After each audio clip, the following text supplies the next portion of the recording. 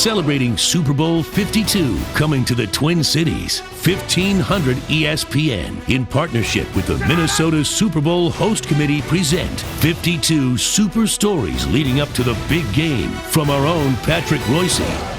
Super Bowl XVIII, January 22nd, 1984, was played in Tampa. They had gone to Detroit and they'd gone to Houston. When the Super Bowl first started, it was L.A., Miami, and New Orleans were the only places they went. But they started expanding, and Tampa got to host the Super Bowl 1984. L.A. Raiders 38, Washington 9. You know why that game famous, folks? Only Super Bowl ever won by a team from Los Angeles. It was the Raiders' second season in Los Angeles, and we all remember, I know we don't all remember, I remember, Al Davis suing for the right to go from Oakland to L.A., and then suing for the right to come back from L.A. to Oakland. But you know what else happened during the 1983 season, which I'd forgotten? The Raiders made a trade with New England for Mike Haynes, the fantastic cornerback, on the trading deadline, October 11th. Pete Rozelle, who hated Al Davis, nullified it, saying the trade came after the deadline by a few minutes.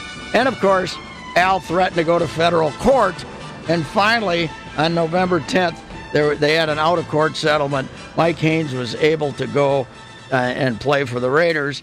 And Mike Haynes and Lester Hayes, the cornerbacks, were probably one of the greatest cornerback collections of all time. The Raiders had lost 4 games that year, but once Jim Plunkett took over as quarterback, they had a little controversy with Mark Wilson. They were pretty dang good. Defensively, they were fantastic, too. People forget that, but John Riggins had 26 carries for 64 yards in that game after carrying Washington. 38-9, just a thumping. And Al Davis said, "When we came to Los Angeles, I really believed that the greatness of the Raiders would be in its future.